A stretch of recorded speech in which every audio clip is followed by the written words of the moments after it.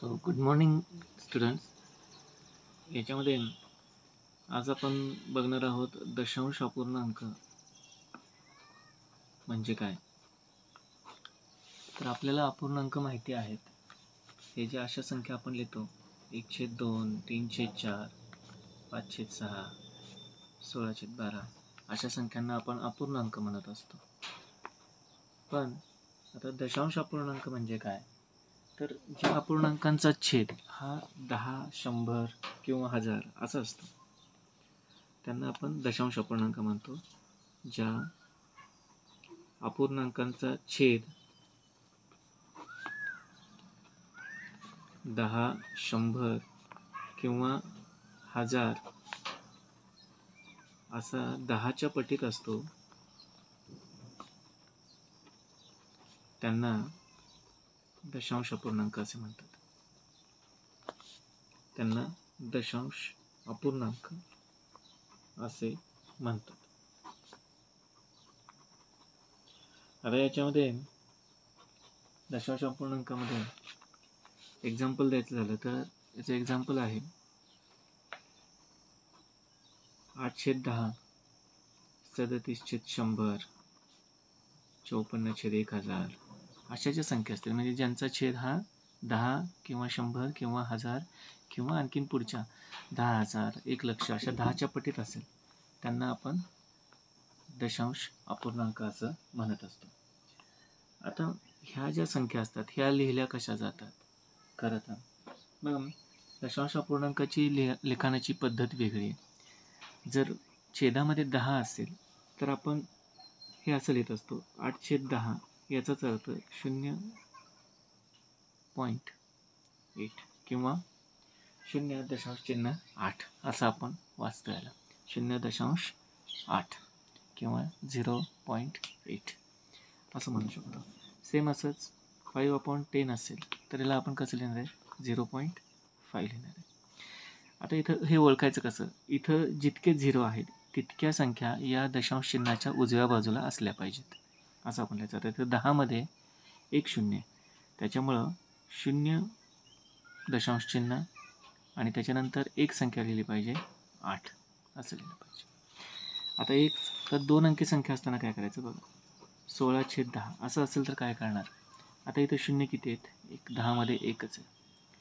तर फक्त ही संख्या जी आहे, आता ही संख्या काय आहे 16, ही संख्या अशी लिहायची की दशांश चिन्हाच्या उजवीकडं फक्त एकच संख्या राहिली पाहिजे. आता दशांश चिन्ह जेव्हा आपण संख्या लिहित असतो 16 तर हे दशांश चिन्ह इथं असतं ओरिजिनली.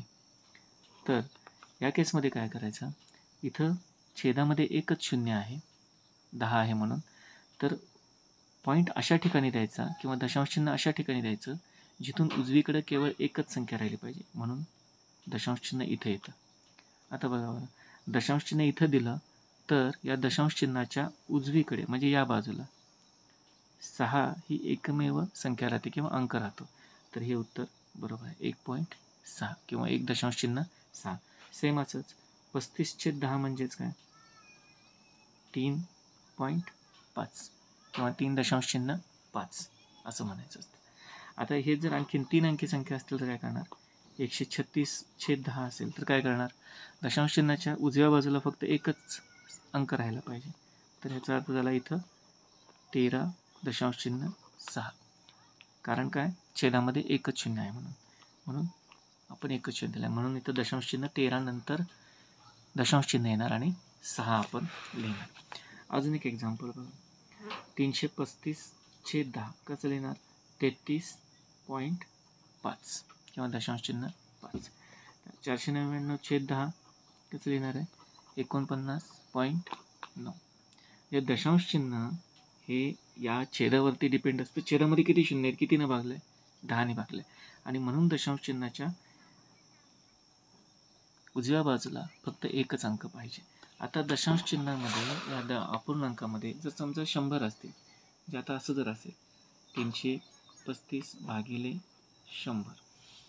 आता 100ने जेव्हा भागतो तेव्हा दशांश चिन्ह त्याच्या उजव्या बाजूला 2 अंक ठेवायचे, म्हणजेच इथं कसं लिहितात टोटल अंक किती आहेत इथं 3, 335 आहेत असेल. आता इथं 0 किती आहेत छेदामध्ये 2 आहेत, त्यामुळे आपण इथं दशांश चिन्ह इथं ठेवायचं. याचं उत्तर झालं 3 पूर्णांक किंवा 3.35. 335/100चा अर्थ आहे 3.35 असं वाचायचं. सेम तसंच 588/100 असं जर असेल तर काय करणार, तर 5.88. दशांश चिन्हाच्या उजव्या बाजूला 2 अंक, कारण इथं 2 शून्य आहेत म्हणून सगळ्यांच्या लक्षात येत असणार आहे. सेम असंच समजा आता 377/1000 असेल तर काय करणार. आता इथं तर 3च संख्या आहेत आणि आपण भागिले काय केले, 1000 केले. आता इथं 3 शून्य आहेत, याचा अर्थ पॉईंट इथं दिला आणि याच्या बाजूला किती अंक पाहिजेत, 3 अंक पाहिजेत. मग ते 3 अंक इथं ठेवायचे. 377 इथं दशांश चिन्ह ठेवायचं आणि इकडच्या बाजूला 0 देऊन टाकायचं. तर हे 0.377 ही संख्या झाली. सेम असंच तर 10,000ने जर भागलं तर काय होणार, 578/10,000. 4 शून्य आहेत, तर 4 शून्य आहेत त्याचा अर्थ पॉईंटच्या उजवीकडे 4 अंक पाहिजेत.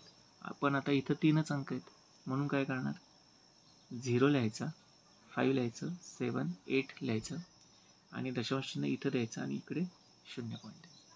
म्हणजे अशा पद्धतीने ह्या दशांश संख्यांना आपण लिहित असतो. ठीक आहे. तर जितके 0 असतील, जितक्याने डिवाईड करते तितक्या संख्या ह्या पॉईंटच्या राईट साईडला म्हणजे उजव्या बाजूला असल्या पाहिजेत. मला वाटतं हे सगळ्यांना समजलं असणार आहे. नेक्स्ट बघा, आता एखाद्या संख्येची स्थानीय किंमत कशी काढायची. आता एखादी दशांश संख्या आहे, दशांश अंक आहे, दशांशामध्ये स्थानिक किंमत किंवा स्थानीय किंमत कशी काढायची.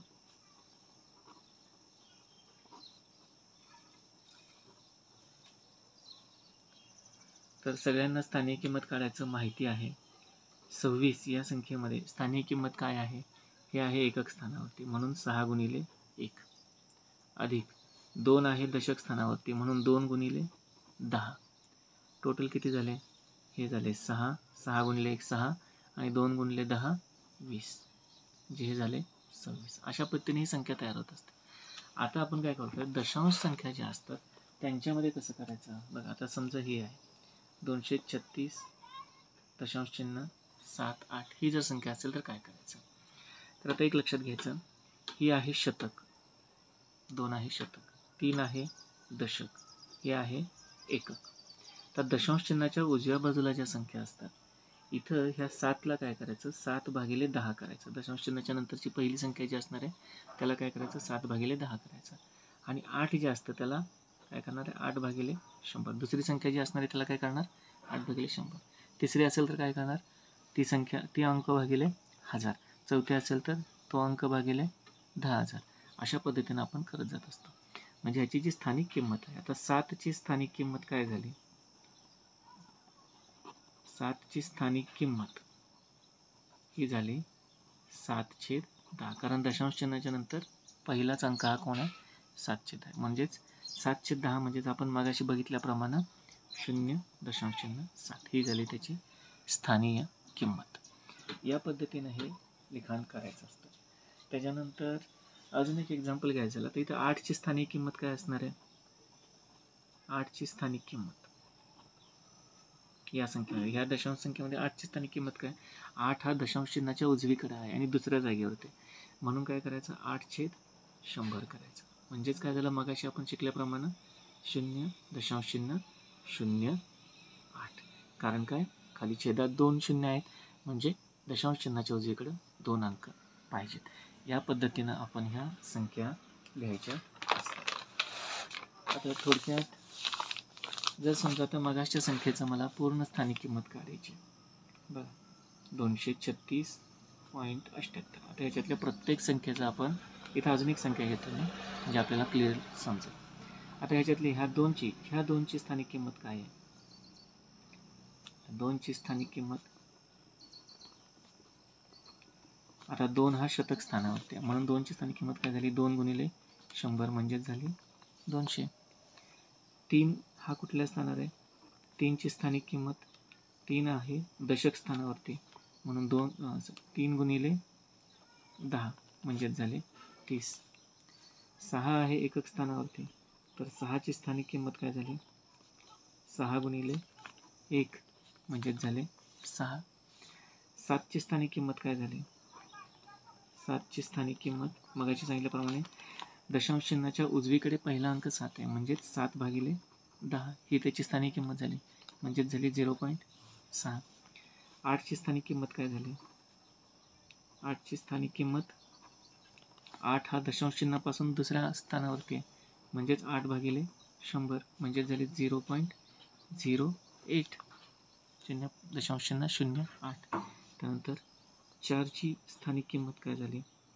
तर 4ची स्थानिक किंमत आहे 4/1000. का? तर 4 हा दशांश चिन्हापासून तिसऱ्या स्थानावरती एकक दशक शतक म्हणजे इकडे काय करायचं? 10ने भागायचं, इथं 100ने भागायचं, इथं 1000ने भागायचं, म्हणजेच काय झालं? 0.004. कारण 3 शून्य आहेत म्हटल्यानंतर दशांश चिन्हाच्या उजवीकडे 3 अंक पाहिजेत, आणि जेव्हा अंक आपल्याकडे उपलब्ध नसतो तेव्हा आपण शून्य वापरत असतो. आता ह्या सगळ्यांची जर आपण बेरीज घेतली तर ती शेवटी ही दिलेली संख्याच येत असते. बघा आता 200 आपण असं लिहित असतो, 200, आणि ह्या 200 जेव्हा लिहितो तेव्हा त्याचं पॉईंट इथं असतं दशांश चिन्ह. 30 जेव्हा लिहितो तेव्हा इथं असतं. 6 जेव्हा लिहितो तेव्हा एकक स्थानावरती या शून्यांच्या खाली लिहायचं 6. त्याच्यानंतर 0.7, तर हे 0.7 जे असतं ते इथं लिहायचं असतं, 0 पॉईंट इकडे द्यायचं, हे सगळ्यांचा पॉईंट इथं असतो, आणि 0.7 इथं झालं. हे 0.08, हे 0.08 हे असं झालं, आणि 0.004 हे झालं असं 0.004. आता ह्या सगळ्यांची जर आपण बेरीज घेतली या पद्धतीनं मांडून, तर बघा सेमच येणार आहे. हे वरती काहीच नाही आहे 4, इथे येणार 8च्या खाली वरती काही नाही आहे, 8 अधिक 0 8, 7 अधिक 0 अधिक 0 म्हणजे 7. इथं दशांश चिन्ह हे सगळं एका लाईनीत आलं पाहिजे, दशांश चिन्ह दिलं 0 0, इथं फक्त 6 आहे, बेरीज झाली 6, इथं 0 अधिक 3 झाले 3, हे 2 आहेत असं, म्हणजे दिलेली आपल्याला ओरिजिनल संख्या परत भेटली. या पद्धतीनं आपण स्थानिक किमती काढू शकतो. ठीक आहे.